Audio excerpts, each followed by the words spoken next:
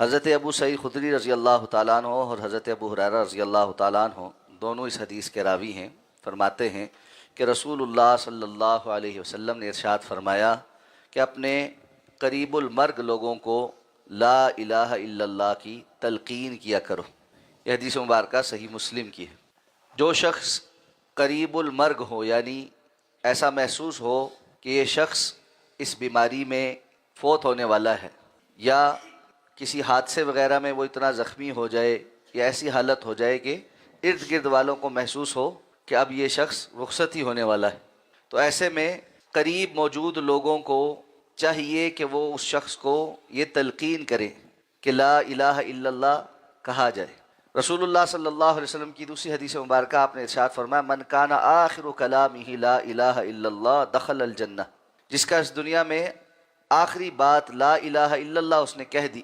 یہ بندہ جنت میں داخل ہو گیا۔ تو اس لیے یہ ایک بڑا قیمتی اور اہم موقع ہے، اس موقع پہ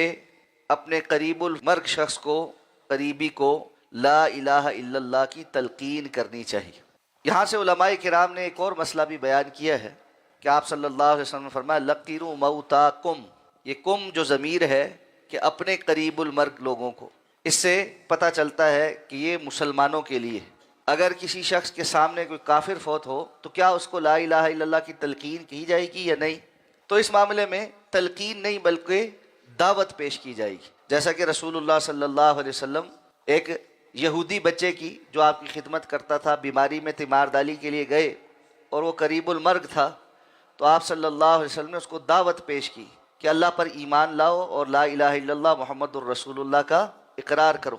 تو اس نے اپنے والد کی طرف دیکھا تو اس کے والد نے کہا کہ تم محمد صلی اللہ علیہ وسلم کی بات مانو، تو اس نے فوت ہونے سے پہلے کلمہ پڑھا اور مسلمان ہوا۔ تو اس لیے جو بندہ کافر ہے اس کو تو دعوت پیش کی جائے گی کہ آپ کا آخری وقت قریب ہے، ہم آپ کو دعوت دیتے ہیں کہ اسلام قبول کریں، اور جو بندہ مسلمان ہے اس کو صرف لا الہ الا اللہ کی تلقین کی جائے گی۔ اب تلقین کیسے کی جائے گی؟ بعض علماء کا یہ کہنا ہے کہ اس کو یہ نہیں کہنا چاہیے کہ لا الہ الا اللہ پڑھو، اس لیے کہ ممکن ہے شیطان اس سے کلمہ میں نہیں پڑھتا، تو اس کے سامنے کلمہ پڑھنا چاہیے۔ تلقین اس طرح ہے کہ لا الہ الا اللہ اس کے سامنے پڑھا جائے، تو جس کی بنیاد پر وہ سنتے سنتے اس کو ادا کرنے لگے۔ تو یہ اس انداز میں حکمت کے ساتھ قریب المرگ شخص کے لیے لا الہ الا اللہ کی تلقین ہے۔ اس سے یہ بات بھی پتہ چلتی ہے کہ ایک مومن دوسرے مومن کے لیے ہر وقت ہی خیر خواہی والا ہوتا ہے۔ اب یہ بندہ دنیا سے رخصت ہونے والا ہے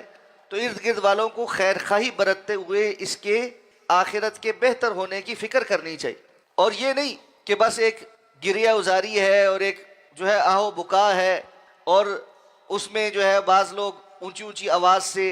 بینڈ ڈالتے ہیں، دو ہتھڑ مارتے ہیں، اور عجیب عجیب آوازیں کسی جاتی ہیں، کس کے ذمہ ہمیں چھوڑ کے جا رہے ہو، اور ابھی تمہارے جانے کا وقت نہیں تھا، اور اونچا اونچا، اور بعض لوگ ہسپتالوں میں ڈاکٹروں سے لڑنے لگ پڑتے ہیں کہ جی تم نے یہ کر دیا، ایسا کر دیا۔ تو ان سارے مواقع پر صبر کا دامن ہاتھ سے تھامنا اور اس بات کی فکر کرنا کہ جو جا رہا ہے اس کے لیے زیادہ بہتر کیا ہے۔ تو بندہ مومن خیر خواہی کرنے والا ہوتا ہے، لیکن یہ تبھی ہو سکتا ہے جب اس کی تربیت ہو۔ اس لیے ضروری ہے کہ انسان اپنی بھی اس معاملے میں تربیت کرے اور اپنے ارد گرد جو لواحقین ہیں، گھر والے ہیں، ان کی بھی تربیت کرے کہ اگر ایسا کوئی وقت ہو تو بجائے شور ڈالنے کے اور بین کرنے کے اور ادھر ادھر دوسروں پر الزام تراشی کرنے کے، بندہ اپنے قریبی لوگوں کے، مریضوں کے پاس اچھے انداز میں لا الہ الا اللہ کی تلقین کرنے والا ہو۔